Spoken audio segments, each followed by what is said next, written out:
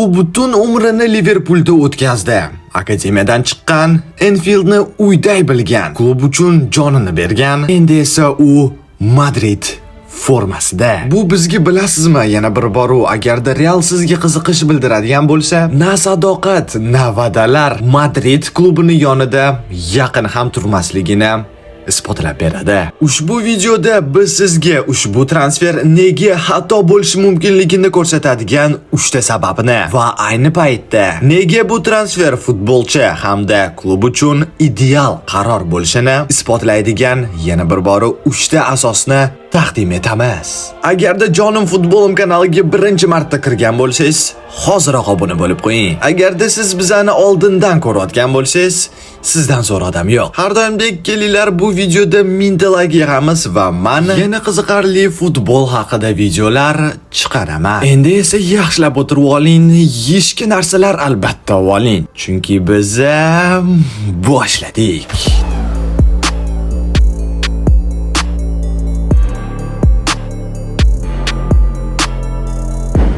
Xo'p, kelinglar birinchi bo'lib bu transfer nimaga yomonligini isbotlab beradigan sabablardan boshlaymiz.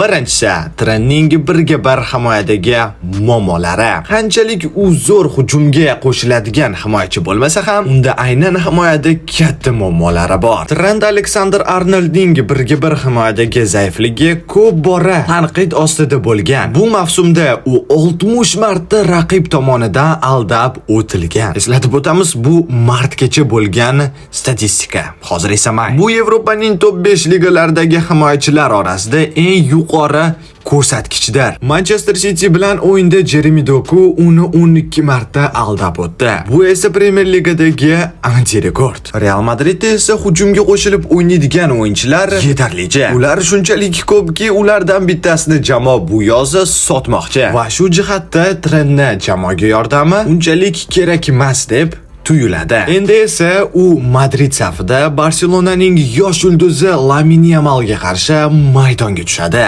Yamal hozirda dunyoning eng xavfli dribling ustalaridan biri hisoblanadi. Trent uchun bu juda katta sinov bo'ladi.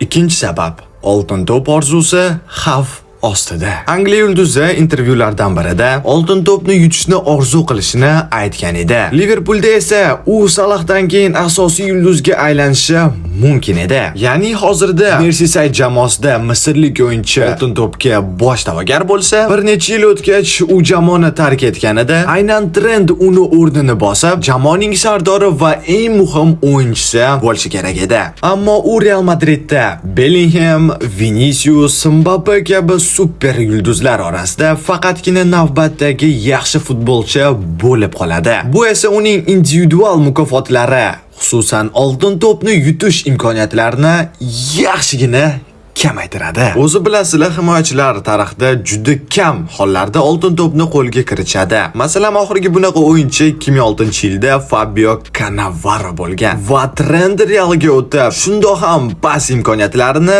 undan ham pastga urib tashlaydi. Uchinchi va oxirgi sabab, Real Madriddagi raqobat va bosim. Raqobat deb menimcha balkimda sal oshirib yuborganman. Chunki jamoaga hozirda suvdek himoyachilar kerak. Ammo bosim bu bor narsa. Real bu oddiy klub emas. Bu dunyodagi eng bosimli futbol jamoalaridan biri. Har bir xatolik, har bir yomon pas, har bir yutqazilgan daqiqa jurnalistlar tomonidan darhol tanqid qilinadi. Bechara Chouameni barcha himoyachilar jarohat olgani uchun, majburan himoyachi bo'lib o'ynagani uchun va u yerda o'zini yaxshi ko'rsata olmagani uchun qancha tanqid qilinyapti. Trent Alexander-Arnoldchi bunga tayyormi? Liverpoolda u klub tarbiyalanuvchisi bo'lgani uchun xatolar qilsa, yomon o'yin o'tkazsa ham, kelinglar tan olamiz. Muxlislar uni qo'ldan kelgancha himoya va qo'llab-quvvatlab turishar edi. Lekin Madridda bunday bo'lmaydi. Real Madridda bir yoki ikki yomon o'yin butun obro'ni yo'qqa chiqarishi mumkin. Ayniqsa El Clasico yoki Chempionlar Ligasi bosqichlarida bosim o'ta yuqori bo'ladi. Yaqin misol Eden Hazard. U ham dunyodagi eng kuchli futbolchilardan biri edi. Realga katta orzular bilan keldi, lekin bosim va jarohatlar ostida yo'qoldi. Madrid bu nafaqat katta klub, bu sahna. Bu yerda har bir gap, har bir xato, har bir intervyu, har bir harakat millionlab odamlar kuzatadi. Bu shunaqa klubki, bu yerda sen yokida eng zo'ri bo'lasan, yokida sinasan. Boshqa iloji yo'q. Videoni davom ettirishdan oldin men sizlarga o'zimni Telegram kanalimni reklama qilib o'tmoqchiman. Qisqacha qilib aytadigan bo'lsam, u yerda yangiliklar, faktlar, hazillar, o'yinlarni televizorda ko'rsatmayaptimi, ammo siz ularni tekinga va yaxshi sifatda ko'rgisiz kelyaptimi? Bemalol Telegram kanalimga obuna bo'lsangiz, qayerlarda ko'rishni hamma aytib o'tamiz. Qisqacha Jonim futbolim oilasiga qo'shiladigan bo'lsangiz, ishoning, afsuslanmaysiz. Bizni kanalimizga obuna bo'ldingizmi, boshqalardan darhol obunangizni olib tashlasangiz ham bo'ladi. Hozirgi paytda Telegramlarda, YouTube'larda ko'p yomon narsalarni odamlar reklama qilib yotishibdi. Bizni Jonim futbolim kanalimizga obuna bo'lib qo'yadigan bo'lsangiz, o'zingizni bunaqa narsalardan himoya qilasiz. Faqat obuna bo'lib o'tganingizda ham ehtiyot bo'ling. Bizni fake'larimiz ham tiqilib yotibdi. Instagramda bizda 200 mingtadan ko'p obunachilarimiz bor. YouTube'da esa 100 mingtadan ko'p. Telegram kanalimiz esa yopiq va u yerda 20 mingtadan ko'p odam bor. Faqatgina videoni tagidagi описание va izohlardagi havola orqali u yerga obuna bo'la olasiz. Telegramni o'zida Jonim futbolim deb yozadigan bo'lsangiz, mana shu Telegram kanal chiqadi va u yerda mana shu havola orqali o'tadigan bo'lsangiz, bizni kanalimizga kira olasiz. Do'stlar, o'zingizni va yaqinlaringizni ehtiyot qiling. Endi esa nimaga bu transfer yaxshi qarorligini isbotlaydigan 3 ta sababini ko'rib chiqamiz. Birinchisi, Trent erkin agent sifatida o'tmoqda va bundan katta foyda ko'radi. Angliya yulduzi Real Madridga bepul o'tmoqda.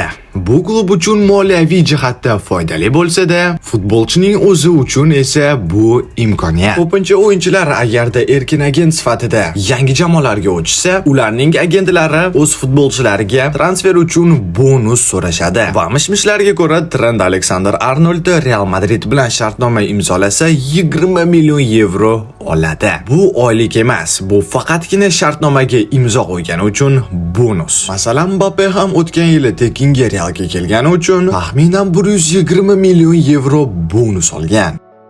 Ikkinchi sabab, Trent yangi avlod Galacticosning muhim qismi bo'ladi. Real Madrid bugungi kunda yosh va kuchli tarkib yig'moqda. Bellingham, Rodrigo, Vinicius, Mbappe, Camavinga, Arda Güler, Endrick va boshqalar. Trent esa bu yangi avlod Galacticosning yetakchilaridan biriga aylanishi mumkin. U o'z tajribasi, pas madaniyati va kreativ o'yin uslubi bilan bu jamoada kalit rolda bo'lishga qodir. Yangi murabbiy kim bo'lishidan qat'iy nazar, klubning strategiyasi dinamik, tezkor va texnikaga asoslangan futbol. Trent aynan shunday futbolchilardan biri. U Real Madridda katta raqobatda o'z o'rnini topib, yangi avlodning yetakchi himoyachisi sifatida tarixga kirishi mumkin.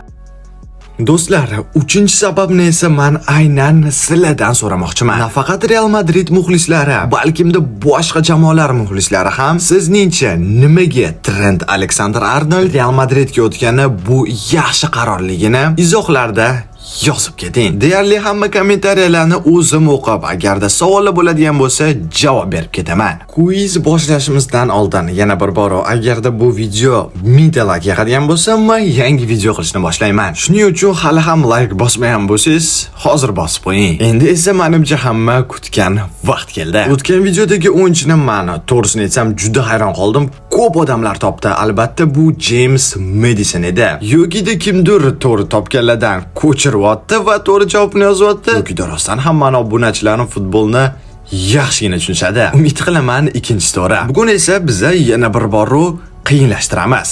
Mana shu futbolchini topa olasizmi? Do'stlar, qoidalarni yaxshilab eshiting. Faqatgina bizni kanalimizga obuna bo'lgan, bu videoga like bosgan va birinchilar qatorida to'g'ri javobni yozgan keyingi videoda chiqadi. Qisqacha gapiradigan bo'lsam, birinchilar qatorida yozsangiz videomizga chiqasiz. Va bo'ldi. Umid qilaman bunaqa yangi formatdagi video sizlarga yoqdi. Kelajakda bundan ham ko'proq qiziqarli videolar chiqadi. Shuning uchun yana bir bor obuna bo'lib qo'ying. Siz bilan esa futboldagi nomer 1 kanal edi. Jamoangizga faqatgina g'alabalar tilab qo'yaman, sizga faqatgina sog'lik tilab qo'yaman. Sog' bo'linglar, salomat bo'linglar.